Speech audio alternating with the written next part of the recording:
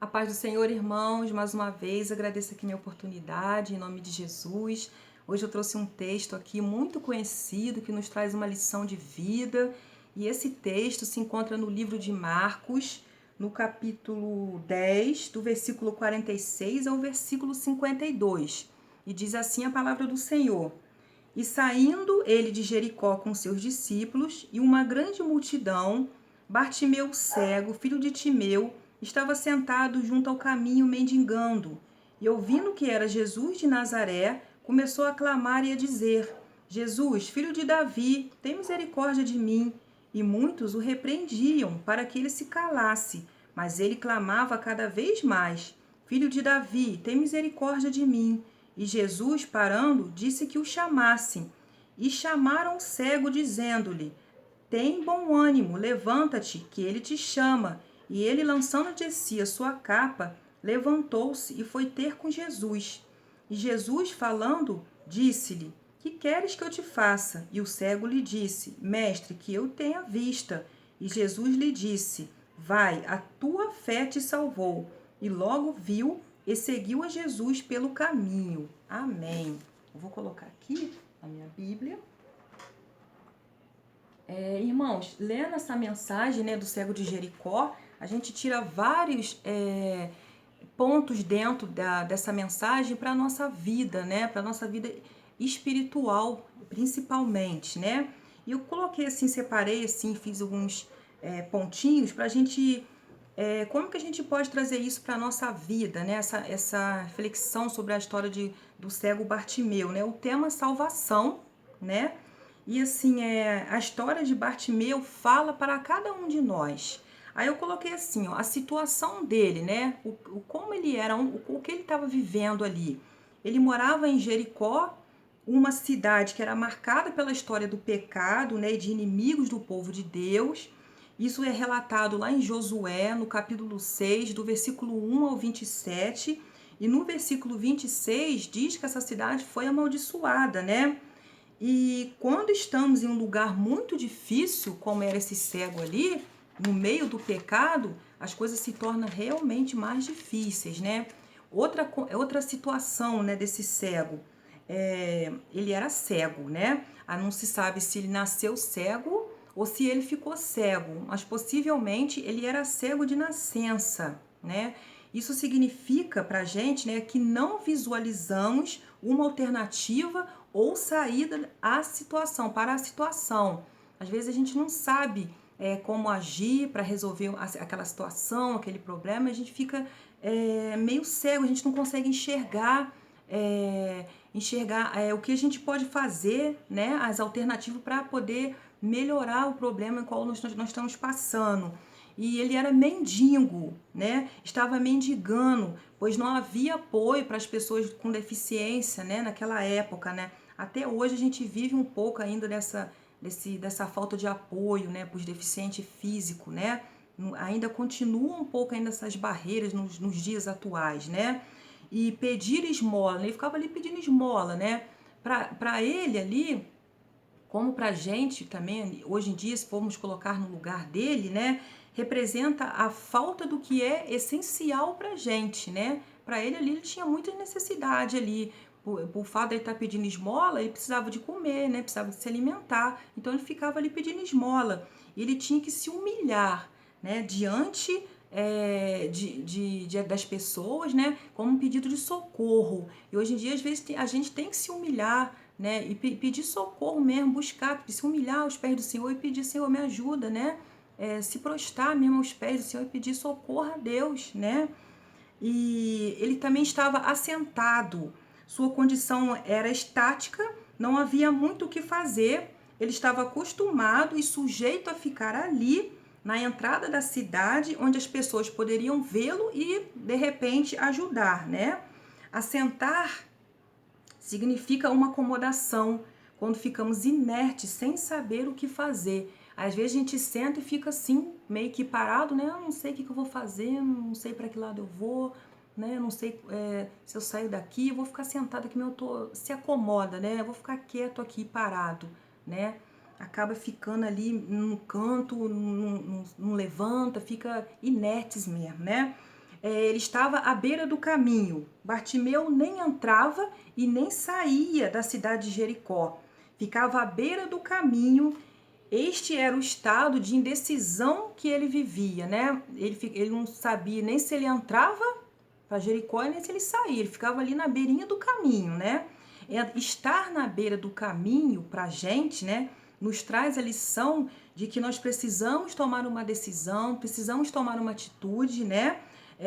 Vamos dizer assim, de sair de cima do muro, né? Às vezes a gente está em cima do muro, eu não sei se eu fico aqui, se eu vou para lá, não sei se eu faço isso, se eu não faço. Ele estava ali indeciso, e muitas das vezes a gente está indeciso em saber o que fazer, que decisão a gente tem que tomar.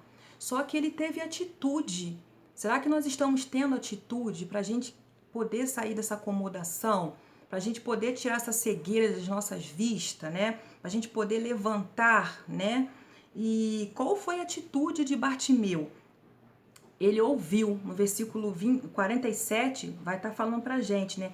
Que ele ouviu o barulho da multidão, ele soube que Jesus estava passando ali, e daí, ó, ele não perdeu a oportunidade, né?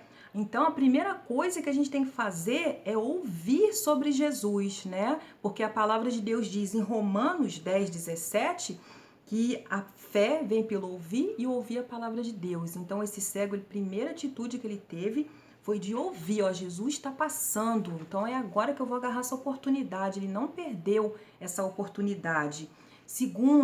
A segunda atitude de Bartimeu, ele clamou, né? Bartimeu era cego, mas ele tinha uma força danada para gritar, né? No versículo 47 e 48, vai dizer que ele clamou: Jesus, filho de Davi, tem misericórdia de mim. E a oração é a forma de falarmos com Deus e apresentarmos a Deus os nossos pedidos, né? Em Mateus 7:7 vai estar dizendo: pedi e dar-se-vos-á, buscai e encontrareis, batei e abrir-se-vos-á. Então a nossa oração aqui é o nosso clamor, né? Na hora ali, o clamor do Bartimeu foi a oração dele, pedindo a Deus. Ele não perdeu essa oportunidade, daí ele ouviu e ele clamou. O que mais que ele fez? Ele perseverou. Será que nós estamos perseverando? Ah, eu chamei, mas Deus não me respondeu, então eu vou parar. Eu acho que não, a gente tem que continuar. As pessoas ali mandavam ele parar de gritar, mas ele continuou. Né? No versículo 28 vai estar dizendo ali que as pessoas o repreendiam, né? Os discípulos ali, a multidão o repreendia. Ó, para de gritar, tá incomodando, né? Quando temos um plano, um sonho, a gente tem que lutar por esse sonho, né? A gente tem que perseverar, tem que orar, nunca desistir, porque na hora certa Deus vai realizar o teu sonho, vai realizar o meu sonho. Haverá multidões que vai querer mesmo fazer com que a gente pare de gritar, com que a gente pare de clamar, mas a gente não pode, porque a gente tem um Deus que está aí para realizar os nossos planos, os nossos projetos, os nossos sonhos. A gente não se sabe a hora, mas a gente espera e confia, porque a gente tem um Deus que ele é fiel para cumprir. E outra atitude dele, versículo 50, vai dizer que ele deixou a capa, né? Imediatamente ele lançou a mão da capa dele e deixou lá. A capa dele era tudo que ele tinha ali, provavelmente, né? Era uma capa que protegia ele do frio da noite e do calor do sol, né? De dia, né? Servia como cobertor para ele, era o que ele tinha ali.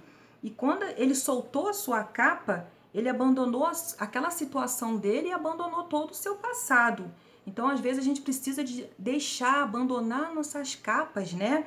A gente precisa para poder estar dando uma vida nova, entrando numa nova vida, deixar o passado para trás, né? A gente tem que deixar de ter aquelas capas de viver de aparência, né? Deixar nossas capas de orgulho para trás, as nossas preocupações, né? Lançar fora essa capa que está trazendo um peso para a gente, porque Deus tem uma vida nova para mim, tem uma vida nova para você. Outra atitude dele ali, ele levantou-se. Bartimeu saiu daquele estado de inércia, da beira do caminho, e tomou a decisão de ir até Jesus. O ato dele se levantar e ir até Jesus, mesmo ainda cego, foi uma atitude de fé, né? E é preciso levantar para ver que Deus pode agir nas nossas vidas, né? E primeiro é necessário a gente crer para então ver. Em João 11:40 vai estar dizendo para a gente assim: disse-lhe Jesus, não te hei dito que se creres verás a glória de Deus? Então primeiro a gente tem que crer para depois então a gente ver, né? E aí vem a resposta de Jesus para o cego, né? O que Jesus fez para o cego, né? O que Jesus disse para esse cego? Jesus primeiro ele parou no meio da multidão, uma multidão, acredito eu que naquela época a gente tem a menção na nossa mente, nas histórias que são contadas, que eram muita gente que andavam com Jesus. Então, no meio daquela multidão inteira, Jesus parou e ouviu uma única voz gritando por ele. Então, não importa o tumulto que você está passando, o tumulto da sua vida, os problemas que você está passando, quando a gente está sofrendo, Jesus ele é capaz de parar o céu e a terra para atender você, para atender a mim, atender a sua família. Ele pode nos atender e tirar a gente do sofrimento. Não importa a quantidade de multidão que está ao seu lado, ele vai ouvir a tua voz, porque ele conhece a voz de cada um de nós, né? E Jesus também chamou. Ele ouviu os gritos de Bartimeu e mandou chamar ele. No meio das lutas, como eu disse, né? Quando ninguém vê a gente, mas Jesus vê. E ele chama a gente pelo nome, né? Ele conhece a gente. Deus nos chama pelo nome. Isso está escrito lá em Isaías 43:1. Depois, se os irmãos quiserem conferir. Então, ele é um Deus que me conhece, que conhece você. Então, você pode estar no meio de 1 milhão de pessoas. E se você gritar, ele vai dizer, eu conheço essa voz. Essa voz é da Gabriele. Ela está me chamando, ela está clamando por mim. Então, ele conhece a minha voz, ele conhece a sua voz, ele vai te socorrer e vai tirar dessas lutas. Outra coisa que Jesus fez para o cego, ele perguntou. Jesus, ele sabe o que a gente quer, ele sabe do que eu preciso, ele sabe do que você precisa. Ele sabia que aquele cego precisava ver, mas ele perguntou, o que queres que eu te faça? Então ele quer ouvir da nossa voz, ele quer ouvir da nossa boca, ele quer ver o que vem do nosso coração e ele quer que a gente tenha uma intimidade com ele, porque ele quer atender a gente com todo o amor. Então converse com Deus, fale com Deus, né? Fale com Jesus. Ele sabe o que você quer, mas ele quer ouvir o som da nossa voz, o som da sua voz. Uma coisa muito importante também que Jesus fez, né? Ele salvou, né? A declaração de Jesus para Bartimeu foi que a fé dele o salvou. Quando Jesus fala, a sua fé te salvou. Muito mais do que apenas uma cura, Jesus salvou a vida de Bartimeu, né? Outra coisa que Jesus fez, Jesus curou. Conforme o pedido de Bartimeu, ele foi curado por Jesus e passou a enxergar. O pedido daquele cego foi ele, eu quero ter vista, eu quero ver. Então ele pediu o que ele queria para Jesus e assim Jesus fez. Minha irmã, meu irmão, nessa noite, nessa tarde, o que você quer que Jesus faça na sua vida? Peça para Jesus, mas peça com todo o seu coração, com todo o seu amor, que eu tenho certeza, né, que ele faz, que ele realiza. Ele é o mesmo Jesus, ele está sempre no meio de nós, sempre atento para ouvir nosso clamor, sempre atento para nos levantar, para ir até ele, né? Mas a gente tem que tomar uma atitude, tomar uma posição, fazer como Bartimeu fez, né? E Jesus nos cura, tira todo o mal, restaura a nossa saúde física, a nossa saúde emocional e principalmente a nossa saúde espiritual. Então, essa mensagem que eu quero deixar para os irmãos, né, essa noite, né, que nós possamos largar as nossas capas, que nós possamos nos levantar, que nós possamos não nos acomodar de maneira sentada, mas que nós possamos caminhar e buscar esse Deus. Mesmo que ele te chame pelo nome, que ele te conheça, o primeiro passo quem tem que dar somos nós. É nós que temos que ir em direção à cruz, em direção a Jesus e buscar ele, porque é tempos difíceis que nós estamos vivendo, mas ele está sempre a postos a nos ouvir quando a gente clama por ele, quando a gente chama por ele. Jesus, filho de Davi, tenha misericórdia de mim. Jesus, filho de Davi, cura, que ele vai te perguntar, minha filha, meu filho, o que queres que eu te faça nessa sexta-feira? Faça essa pergunta você também para Deus. Clama por Ele e peça a Ele que Ele vai, com certeza, entrar com providência na sua vida e vai tirar a cegueira. Se algo está cegando as suas vistas, né? Se alguma coisa está fazendo com que você não enxergue, peça a Jesus que te dê uma visão espiritual, uma visão emocional e que você consiga enxergar de fato o que Jesus tem de melhor para a sua vida.